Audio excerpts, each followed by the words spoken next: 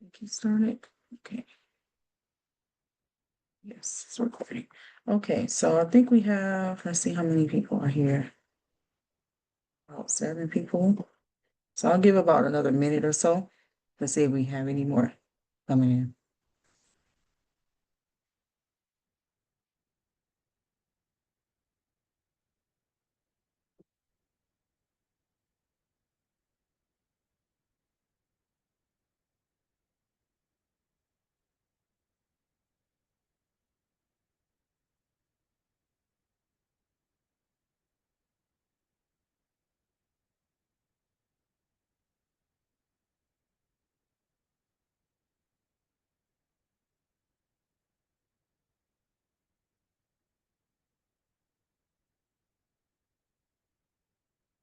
Right, so I'll go ahead and start. Good morning and welcome to today's University College Network call. Hope you all are having a happy Thursday and a happy week. It's almost Friday. All right, so I'm Dr. Tiwana Rollins, and I'll be presenting to you all today. I am responsible for cohort 1 here in the Center of Community Schools. Been here since December, so I'm still fairly new here, but I've been with UCF and been in higher ed for a little over a decade, and UCF 7 years. I'll let my team go ahead and introduce themselves. I will go ahead. My name is Jody Bias. Welcome to you all. I was just typing in the chat that I hope everybody's like looking forward to the holiday weekend, but I got, off mute too fast. So I am looking forward to this holiday weekend. I am going to have a little bit of fun, little bit of relaxation, hopefully balance those two out. Like I said, Jody Bias, I am with the UCF Center for Community Schools. I am supporting cohort 2, which are schools that have been around for about 5-6 years in our CPS model. And my background is in mental health, K-12 education, a lot of work with juvenile justice, dependency, and a lot of work helping everybody to understand and support students with emotional and behavioral challenges that affect their schoolwork. So welcome to the call today. Good morning, everyone. My name is Justine Jordan. I am the other program manager here, and I oversee cohort 3. I used to be a teacher in the education system with K through 12 with Orange County Public Schools. But I've worked with kids for over 2 decades. It's insane how time flies, but I'm happy to be here, and hopefully happy Thursday Eve. I mean, sorry, not Thursday Eve, Friday Eve, because that's how fast the week has gone. I'll pass it back to Dr. Rollins. Okay. All right, so okay, a minute. So today's agenda, we just did our introductions. I'll show you all the MailChimp reminder. So we do have a newsletter that comes out through MailChimp that will have information from today's presentation and any links that I include, some of the sources that I've used. The agenda, of course, is what I'm going over now, the TA calendar, which was recently finalized, but the website is not yet updated, but should be soon. And going over from vision to action, supporting schools and collaborative and strategic planning. Then we'll close. So if you would like to, you can scan the QR code for the TA calendar. I'll see if I can. It won't let me copy this code. So I'll include the link in the I put it in the MailChimp. chat for you. Okay, thank you.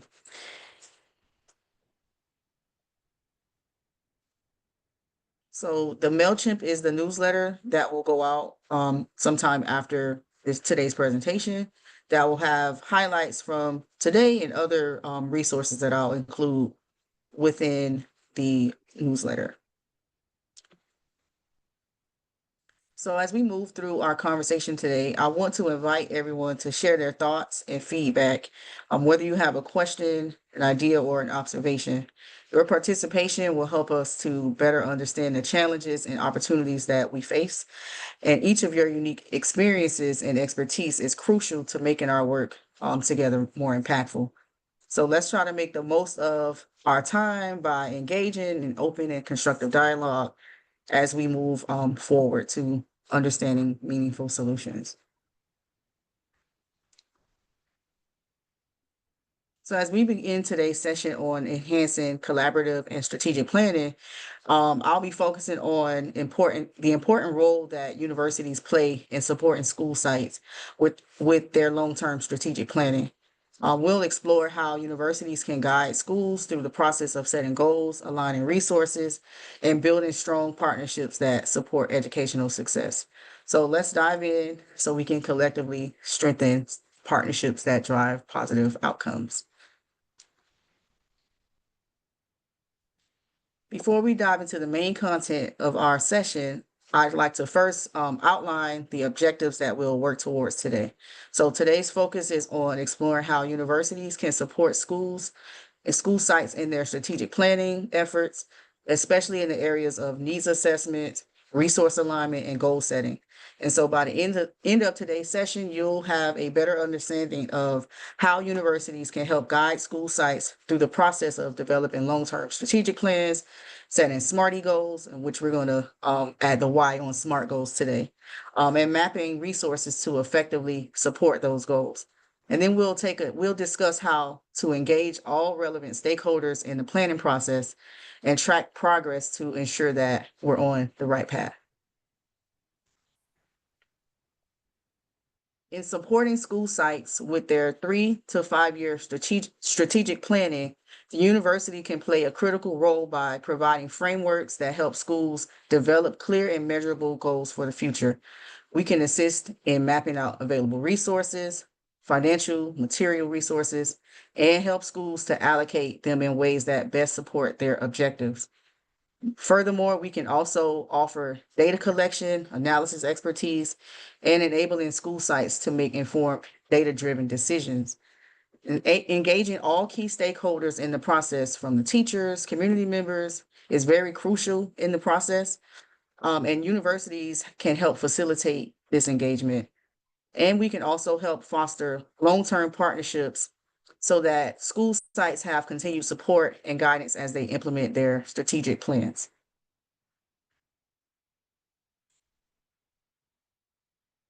As it pertains to needs assessments and progress monitoring, universities can assist school sites by guiding them through the process of assessing their current needs.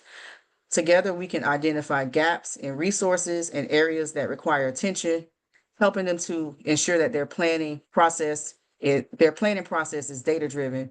And we can also offer continuous support in setting up systems to track progress and ensure that the school sites are making headway towards their long-term goals.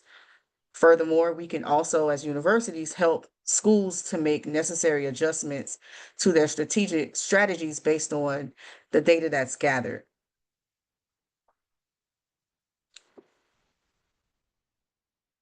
So to ensure that school sites are setting effective goals, we can help them craft SMARTY goals. So with the Y added, so SMART with the Y, that are specific, measurable, achievable, relevant, and time-bound, and that these goals yield results. And that's where the Y comes in.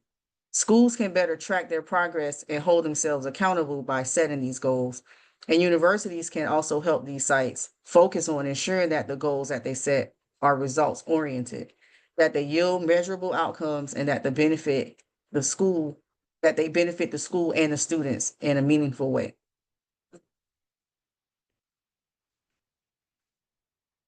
Asset mapping is another essential tool for identifying resources at the university that can support school sites, from the faculty expertise to training programs and funding opportunities.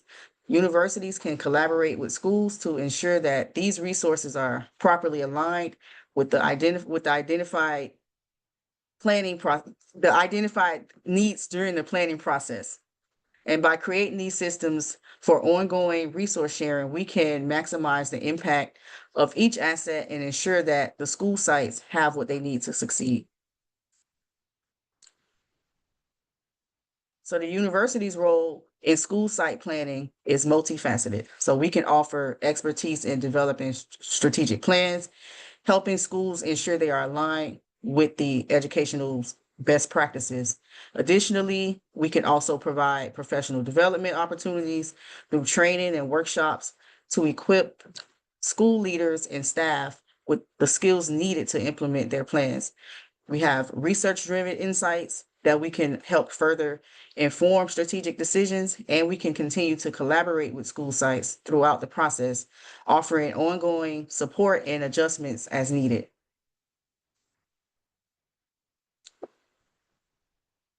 And so there's a symbiotic relationship between universities and school sites. Both benefit from the collaboration, with schools gaining access to university resources such as research and faculty expertise, while universities gain real-world applications for their field of research, with both sides working towards the shared goal of improving educational outcomes and student success.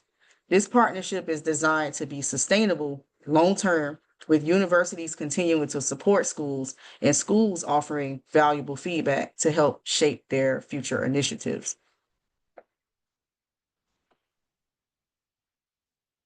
So I wanted to use this next part to discuss some of the things that we've already talked about and just talk about, I'll start with the first question.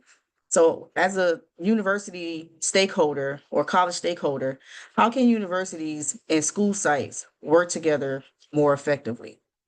So prefer come off the chat, but if you don't feel comfortable, you can type it in. Come off the mic, the mute, or if you don't feel comfortable, you can talk in the chat and I'll read your messages out loud.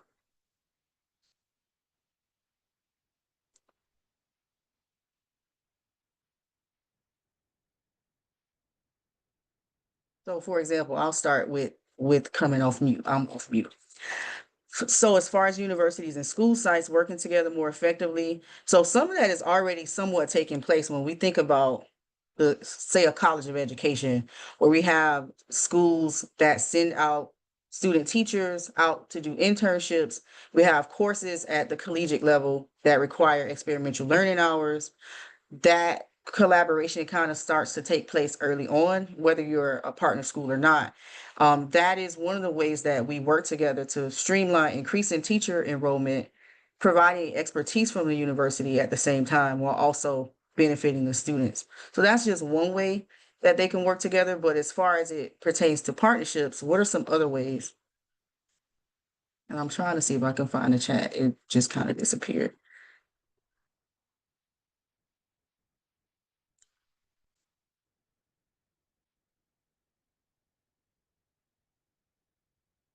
Okay. Hey guys, this is Morgan. I'm down at Florida Atlantic University. So I serve the Palm Beach schools. We have a JFK Middle School and Lake Worth High School, and I think I think the hardest part for us is there's a lot of different kinds of needs that can't be met very quickly, and sometimes schools or like our CPS partners, they're doing such excellent work, but like we either can't meet the demand at the time frame that they want or that they would prefer, like in terms of like arranging student teachers. We've struggled because we can't, make students go to certain schools, like they have certain choice. And so like, we'll have like, even we've had a little pressure even from our school system partner. So please, this is within group information, please, but there's been a little pressure from like the school board to be like, why can't we make this work? And it just doesn't work like that, like just with our university policies and procedures. And also sometimes with those internships, it takes like a while to get them set up because of time frames, the type of student teaching opportunity it might be. And so those are just a couple things. Sometimes when, like we have the conversation in the summer, I think like it is a good time, but it's hard for us, I think, to find like the right time to start those conversations so we know exactly when that planning, like it's almost like the planning needs to happen a year in advance, but Right. sometimes we're not ready to have that conversation a year in advance. So I just throw that out there that I think, we've been very excited about the opportunities and some really great things have happened, but we've hit some snags. And then like some of our interns have had a really good experience, and I'm from a social work school. So like some of them have a good experience, but sometimes like the school, if there's been like a staff change or like we haven't had all the coordinators in place, we haven't had like people on site sometimes to do like the task supervision, or we didn't have an social work supervisor on site to do like their supervision. Mhm. So like just logistical challenges and things. Mhm. And then I think the other thing for, just being like a full-time faculty member and like having a research agenda and like grants and things and managing it and not having money to do Yeah. this, but having money and being accountable for other things. Sometimes it's hard to manage like that dual burden of like really providing some of that support while navigating the other demands of our work. So and finding funding can take a little while. So I just throw those out there to say like there's been so many like great opportunities and we see the promise. But I think, Mhm. like the logistics, the planning, the amount of people that need to be involved, kind of the existing policies and things that kind of restrict or limit, some of those quick decisions that could be made are some of the things that we're hitting snags in. I think we're in like year 3 now or so. Thanks. Okay. Okay. That makes a lot of sense.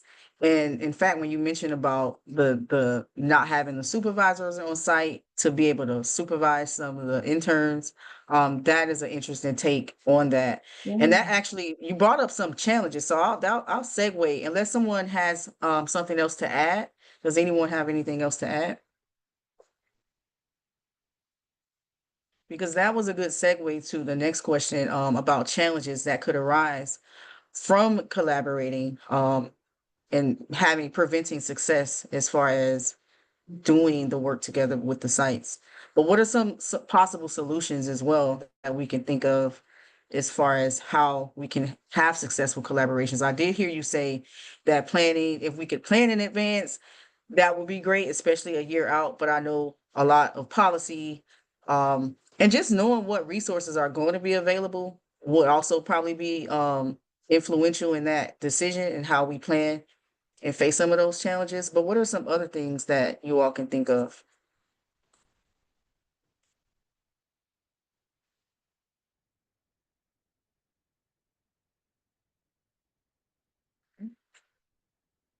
So I'll move on to the next question. What strategies stand out as key to enhancing partnerships and resource alignment? So I'll start. I will say the biggest strategy is connecting just in general, networking and building relationships will probably be the first go-to as far as like a strategy to enhancing a partnership. And then from there, usually you can kind of start with the resource alignment. But what are some other strategies that stand out to enhancing partnerships and resource alignment? This is Leonard Bass from Valencia College. I would say data sharing can be very helpful to these relationships, and it can establish common purpose and really set some priorities for areas that the partners need to focus on. So data sharing would be a suggestion that I would put forward. Yes, I agree. I think that is a big one, especially as far as like, being able to see what trends are happening. We can do a ton of research in a myriad of ways with the proper data sharing agreements and being able to access the information. So I definitely agree with that. So any other input on that before I move on to the next? And I'm sorry if you're writing in the chat, I'm having a hard, oh, there we go. Now the bar is showing up. So let me see if anyone, okay. All right, so the last question here is, what steps can we take immediately to start strengthening these types of partnerships? So out the gate, what are some of the first things that we can do to make these partnerships a little stronger amongst the sites?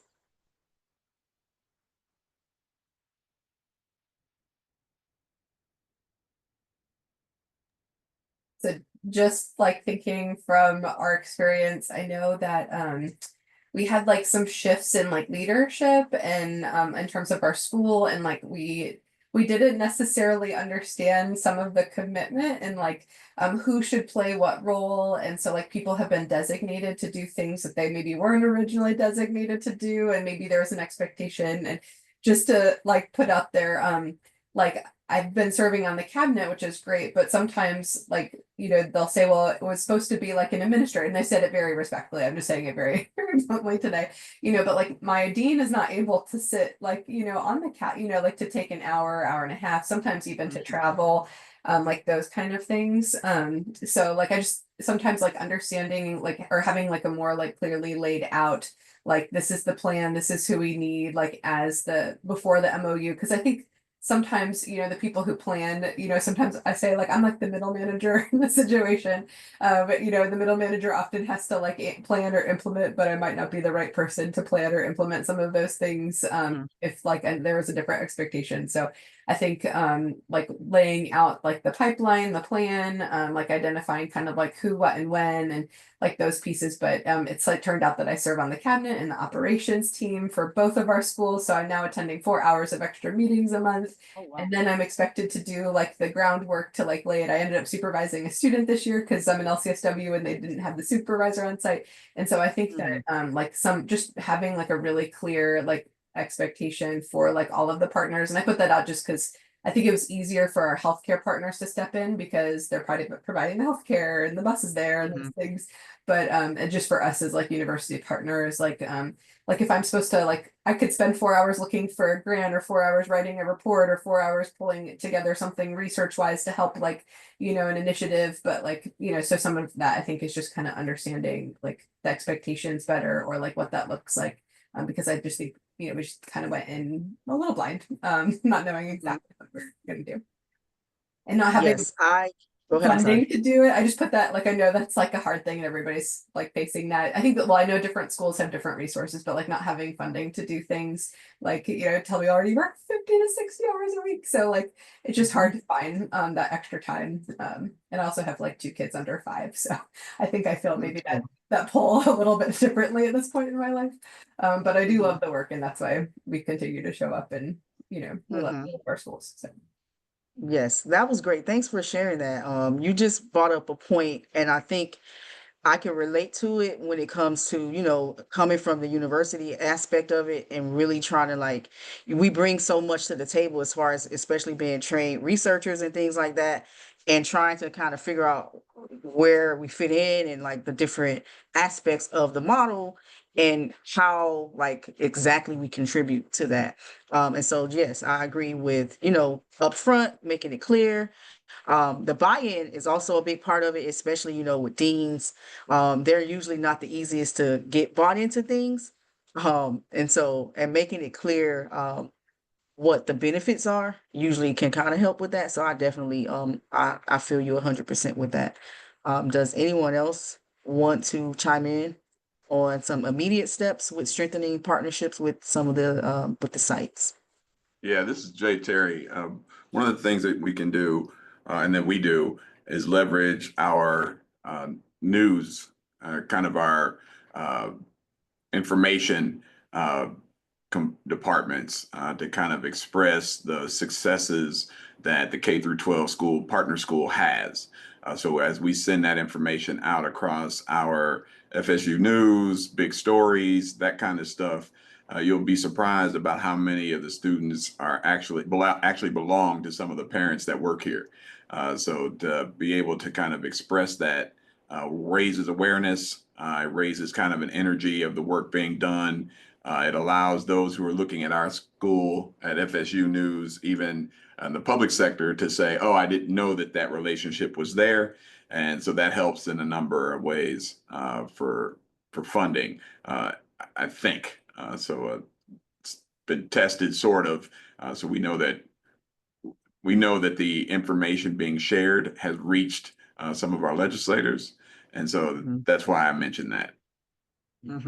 Yes, and I used to work at FSU, so I totally understand the news aspect and like how when information gets out up there, the impact that it has downtown. And that's one of the benefits I believe y'all have being up in Tallahassee is being right down the street from the government.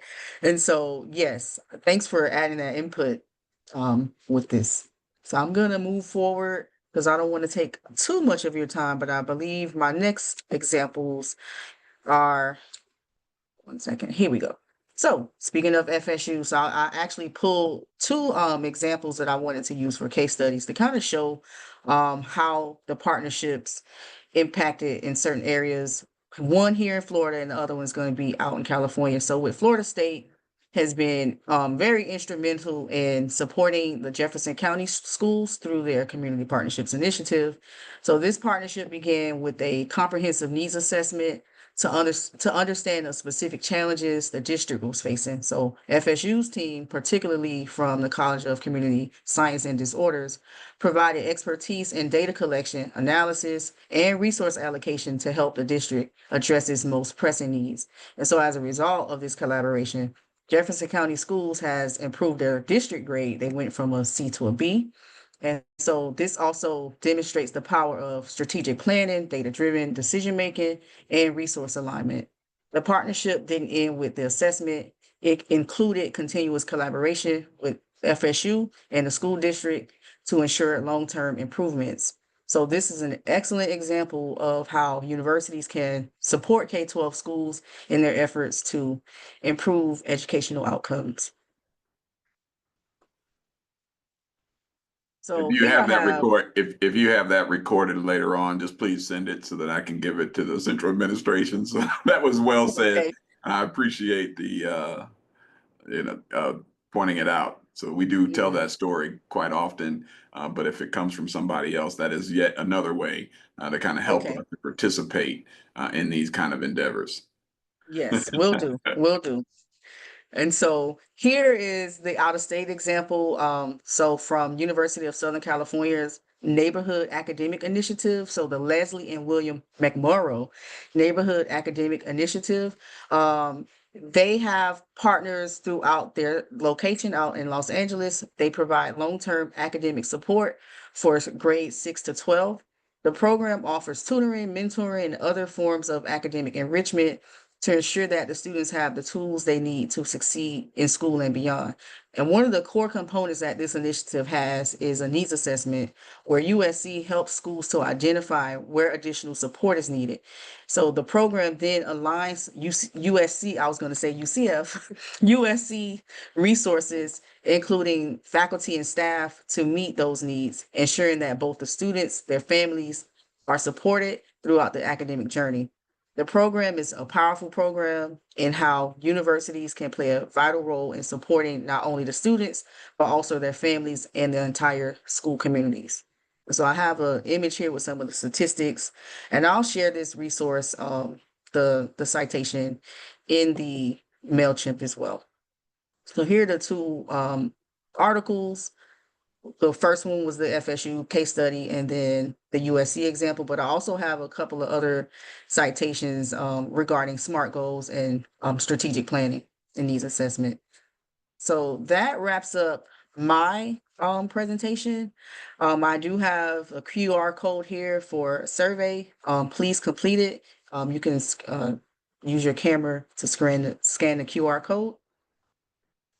And then my contact email and the other three, Alexius Ferguson, the associate director, my other two colleagues, Jody and Justine, our emails are here. So feel free to reach out to me if you have any questions, and I'll be happy to provide it. And I'm gonna send you what I can, the video. If I'm able to send the video, I'll send that. But I'll touch base with you, Shay. All right. So are there any other questions? Okay, and then yeah, she put the network survey in the chat, so please complete it so we can see how we're doing. All right. Well, thank you for spending your time with me today and listening to me talk about the work that you all are doing. And we appreciate you taking time out of your Thursday morning to chime in with us today. Have a great day, you Just guys. have a great day. Have a great Memorial weekend. You too. Thank you. You're welcome.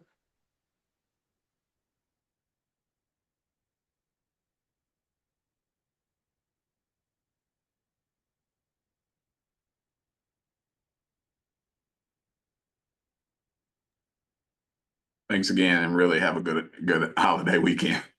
You too. You too.